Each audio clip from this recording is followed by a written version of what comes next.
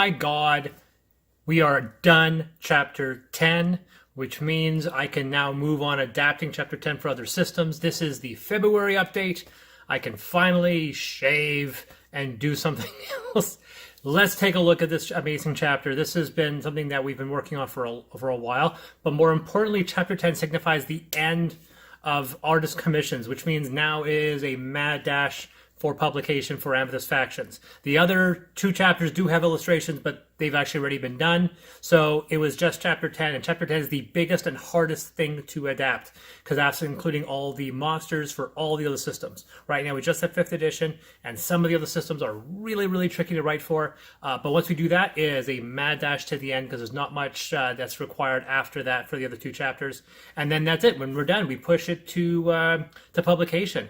But like I said, people think, oh, it's just around the corner. Well, no, chapter 10 is a long, long process. So what we're going to do here, I'm going to show you guys the 5th edition chapter 10, which is a monster chapter, which has the most artwork, the most effort done in production design. We're going to take a look at that. We're going to have some fun and hopefully justify your guys' confidence in the game. Let's take a look. So this is the introduction for chapter 10 monsters. Ignore the page counts, by the way. The numbers will be completely whacked out because they haven't been aligned with the rest. So it's not page 29. It's probably closer to page 329 or around there.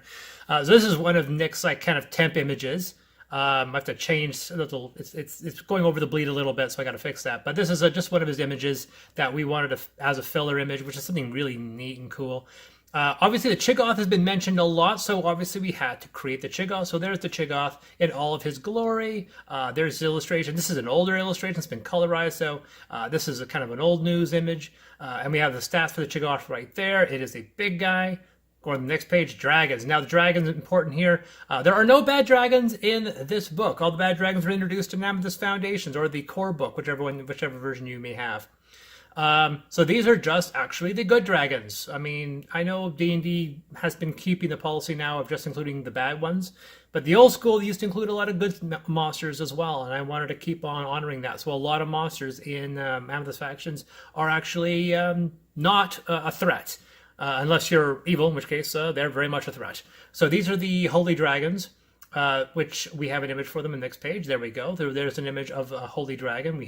We do some cropping here to show a zoom up here and there, but there's the holy dragon. So it is feathered. It is just fantastic. Great illustration by Nick. And there's the stats for the ancient, the adult, and we have the young and so forth. Oh, go back.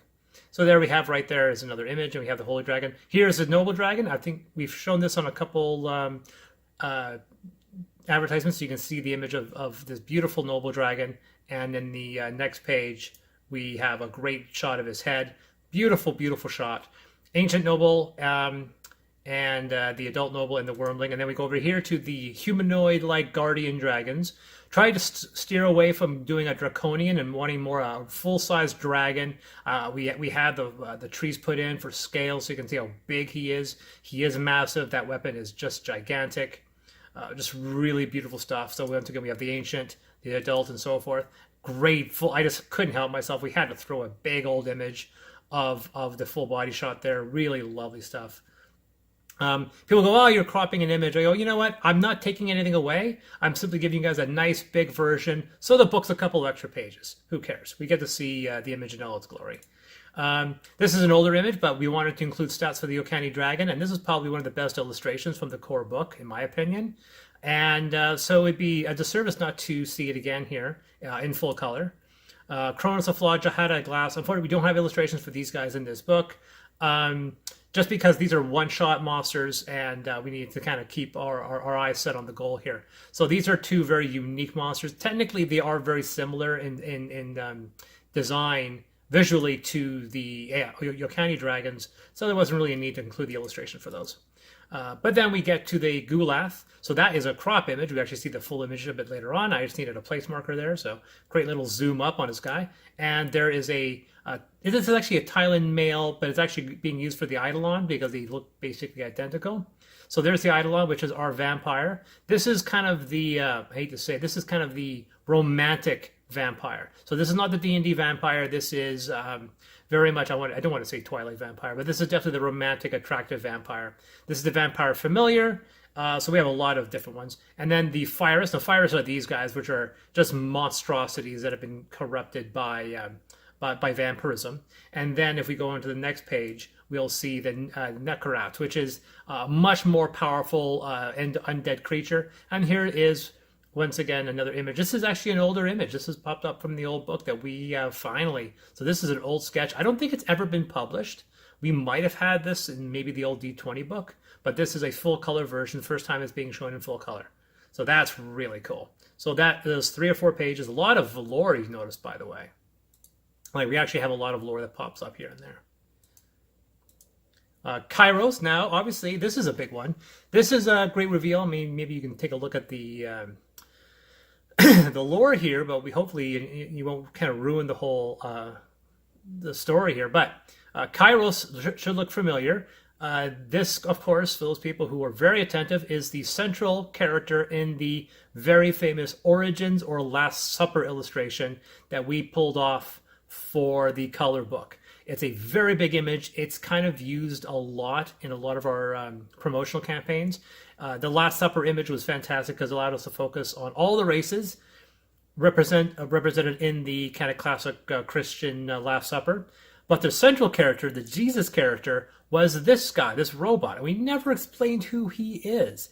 And he has stats and a full body image. And we don't explain exactly who he is. So he's still a conundrum. But the same thing happens with Max. With Max, we introduced Max in the first game.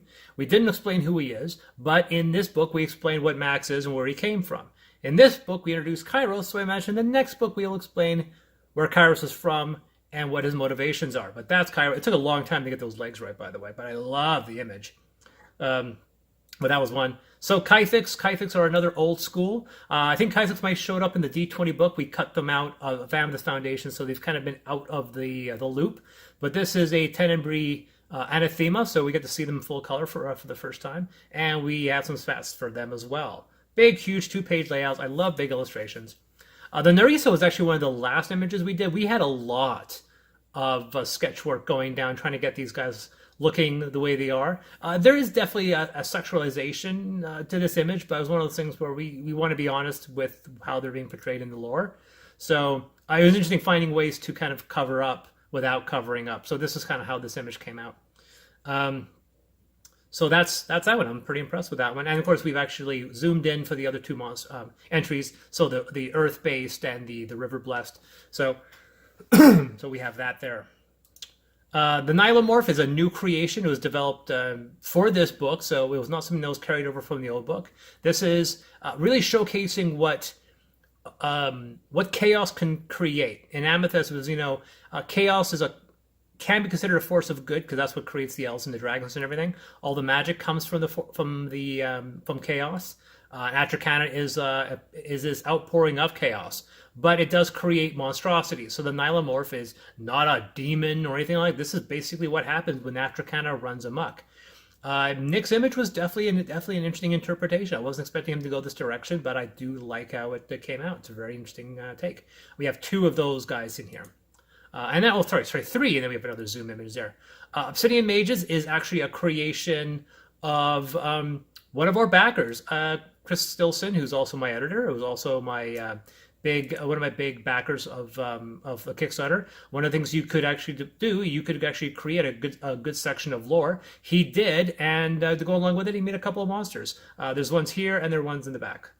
So that's why they don't have illustrations. The Algrak is another old school monster from the original D20 book. The stats might have been in that book. Cannot remember if we actually did it, but they have been mentioned at length.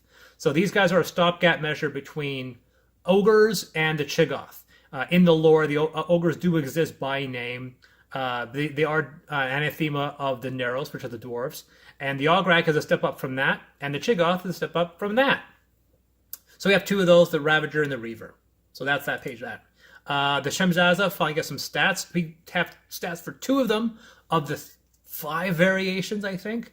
This is, and once again, this is an old school image of an old Shemzaza male. We know what the females look like because she's the cover of a lot of the Amethyst core books. So you see that demon woman on the cover, that's a female. This is the male. As you can see, the males do not look as human. They look kind of like gray aliens, and I definitely think that was intentional there. So This is interesting, so this Buzzboy, this image here was actually one of the robots, but the design image wasn't. They weren't supposed to look humanoid. So he went back to the drawing board. Nick went back to the drawing board, and I was like, no, no, no, I want this. I want this. This works. So we're using this image for the Buzzboy Celebrant. So I gave him a fly speed, which he didn't have a fly speed before, and now he does. So that's kind of cool. So that's where Nick's artistic style ends up affecting sometimes the stats. So suddenly this guy is now a guy who can fly. So that's now a Buzzboy Celebrant. That's just kind of neat. The Buzzboy Acolyte doesn't have an image, but this is definitely a good idea of what a saint can look like. And once again, you'll see this color aesthetic of this kind of gold and red. They wanted to make the saints very colorful. And this is offset in their robots. This is some really neat robot designs. We have the Doth Quadruped and the Vortex Flightbot, and there's a Flightbot, obviously, and the Doth Quadruped on the right. Very cool. I don't know really where he came. I love this. It does almost look like something from The Matrix or something from Horizon Zero Dawn. It looks different enough, so I know he probably hasn't played Horizon Zero Dawn. And I did tell him that red lights and capes always work. So obviously he wanted to put a lot of red lights because it obviously works. And once again, very colorful. I love the deep red in this image. It's so really good. I love this. I may have to do some stats so these guys have claws now. I mean, before I hit publication, I may throw in a claw attack because they have twin machine guns and a grenade launcher. There's a grenade launcher. They got machine guns that may be up front, but they don't have a claw attack. Maybe I should give them a claw attack now. This is another thing where I may go in there and alter it before we hit to the final. And then this is the joke I was talking about red lights and capes. I've shown this in my previous update. That's a Jovian Safeguard. And the Gestalt Deacon, which is a saint as well. This is another... We show a headshot of him in the previous chapter, but here we get to show the stats and show a body shot. Really, this is probably one of my favorite Nick images. It doesn't get enough love. Look at that. That's astounding. The hard red, the frailness, and I love this mechanization there. It's skeletal. It's just really nifty. It's a brilliant illustration. I just love it to death. This is an old image. No, it's not an old image. This is an old idea. Ringo Chavez, Angus Ramirez were actually created by my old collaborator, Conveach. And we created these two kind of really stereotypical Tekkens. A high-tech guy, flaunting a lot of armor, and then a low-tech guy with a six-shooter and so forth. So I couldn't help it. I brought their stats in here. They're not really bad people. They're more like characters you would encounter, but they had a great illustration, so we had to throw those guys in there because it's a great illustration to have. I actually completely forgot that he was doing a red band image. So this is a red band. This is another group of Tekkens. These aren't the Iron Suns. These aren't Saints. These are much more of a low-tech, really kind of surviving using whatever technology can scavenge. This color palette is just like, why not? Go for full color. Just go for broke. Showcasing a little bit of their technology that they have, but they're definitely... I know they look like... hippies in a rock concert, but I don't care. I think it's just nifty. It looks like it's cyberpunk, but it's not a cyberpunk setting. But you know what? I'll let them go with it. It's a great idea. So we have the Dragoon, the Corpseman. I'm sure I'm probably going to end up taking these guys as visual aesthetic and trying to incorporate their rules somewhat. Then we have their robots. So you can see their robots are very different. I was trying to find a way to fit them both on one page, but the illustrations are just too good to do that. So the box tech. No idea what I'm thinking of putting a chicken skull in there or a bird skull. Don't care. I love it. It looks like it looks as demented as it should be. I love the spikes and the blood drops. It's fantastic. And then the shock tech, this other humanoid robot, wonderful gothic design. I think it's just fantastic. It's great, and the jarring juxtaposition to these other ones here is just fantastic. It just shows you the technology difference. And so Thailand have their stats, specifically the Thailand elders. Elders are much more powerful. You can't play them as characters. So I decided to include their stats and very specific characters. People who know anything about the story know that Selena Karis does pop up a lot. She's a major character. I also mentioned Lamos Cyros in the lore. Meyer Damasco's mentioned a lot in the lore. Everyone else actually does have their entrance in the lore. And then that's basically it for the Thailand. And then we have the Train Guard, which is another creation from Chris Dilson. And so we end this rules with that. And then we have this chapter is gonna extend so it fills up the whole page. So yeah, by the end of it, we're probably looking at about 60, maybe 70 pages total once we actually do the full page count. So yeah, look at that, 70 pages of Amethyst Factions just for monsters. And yeah, people will say 70, yeah, but you have like one monster per page, sometimes one monster per 2 pages. And that's fine. That's whatever. I mean, it is what it is. But I think at the end, I think people will be happy. We designed these from the direction of making... Oh, I got to fix that right there. From making these guys fun to play and fun to encounter. It wasn't made to say, oh, how are these players going to fight these? Like, why did you do stats for the Yokani Dragon? The characters will never fight a Yokani Dragon if they're good. True, but I think from a literary standpoint, I think players would love to see stats so they can get an idea what these guys can do in combat. Like Jahada Glass is very character-based. She's a very unique character. I don't explain her inclusion in the lore that much. We just have the stats. She'll become much more apparent how she features into the story later on. Same thing with Cronus of Flaw, big story about why he's in the book, but I include the stats just so people get an idea of, especially if you want to design alterations or create an evil version of these kind of characters, you have that kind of information. There's, I guess, once again, there's still quite a bit of fluff, quite a bit of lore, and it's really fantastic. After this, we have, I think, 2 or 3 more chapters before the end, but right now my primary concern is adapting all of these stats to 4th edition Pathfinder, 13th Age, yeah, that's definitely going to be a task. But yeah, this is it. This is chapter 10, folks. The process is going. We're in the final gears and the final steps. The next update will probably be pushing for the art dump, because now that we have all the images for the art, we can finally go ahead with that. So yeah, there you go. Chapter 10, Monsters. So I'm sure it's a chapter a lot of people have been looking to get their mitts on and see for themselves. So that's it. I will see you guys in March.